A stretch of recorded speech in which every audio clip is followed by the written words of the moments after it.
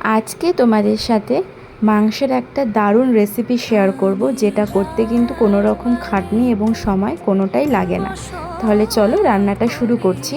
প্রথমে আমি চিকেনটা ভালো করে ধুয়ে নিয়েছি। মাংসটা এবার আমি মেখে নেব। মাখাতে আমি দিচ্ছি টক দই, 2 চামচের মতো আমি টক দই দিয়েছি। স্বাদ মতো নুন দিয়েছি। 2 থেকে 3 চামচ সর্ষে বাটা। এটা কিন্তু হলুদ এবং কালো দুটো সর্ষে আমি একসাথে বেটে নিয়েছি। এরপর আমি দিয়ে দিচ্ছি 2 চামচ গার্লিক পাউডার। তোমাদের বাড়িতে যদি রসুন থাকে তাহলে রসুনের কুচিও দিতে পারো। আর তারপর আমি দিয়ে দিয়েছি হলুদ রঙের জন্য আর সর্ষের তেল। সব কিছু দিয়ে এবার ভালো করে মাংসটা মেখে নিতে হবে।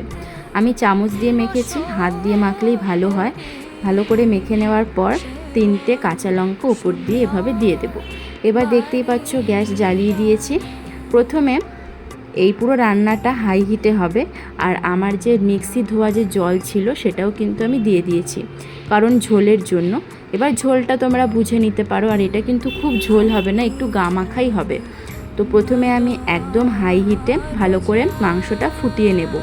বেশ কিছুক্ষণ যখন মাংস এবং ঝোল ভালো করে ফুটে উঠবে, তারপর গ্যাসের আঁচটা একদম লো করে প্রায় 10 থেকে 15 মিনিটের মতো কিন্তু ফুটবে। এই রান্নাটা যেহেতু স্লো কুকভাবে হয়, সেজন্য কিন্তু খেতেও খুব ভালো হয়।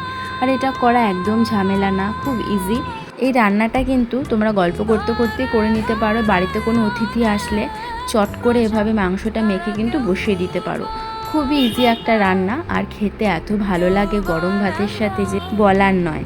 তো দেখো আমার প্রায় অনেকক্ষণ মাংসটা ফুটে গেছে। এবার তোমাদের দেখাচ্ছি মাংসটা কিন্তু আমার সেদ্ধ হয়ে গেছে, ভালো করে সিদ্ধ হয়ে গেছে।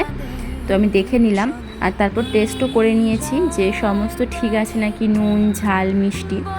আমি কিন্তু রান্নায় ঝালটা একটু কম খাই, ঝালটা আমি খেতে পারি না। সেজন্য আমি এখানে দেখো গোটা কাঁচা লঙ্কা দিয়েছি। ঝাল লাগলে আমি ওই কাঁচা লঙ্কা দিয়েই খাবো। এই রান্নাটা আমি আমার শাশুড়ি মার থেকে শিখেছি। খুব ভালো ভালো রান্না মা শেখায়। আর আমাদের চ্যানেল আছে গুড়িয়াস কুকবুক ইউটিউবে, এমনকি ফেসবুকেও রয়েছে। মা অনেক ধরনের রান্না শেয়ার করেছে তোমাদের সাথে। আমি সেটার লিংক এই ভিডিওর কমেন্টে দিয়ে দেবো, তোমরা চাইলে দেখে নিতে পারো। এমনকি আমাদের ইউটিউব চ্যানেলও আছে, তোমরা সেখানেও ভিজিট করে আমাদের রান্নাগুলো দেখে নিতে পারো।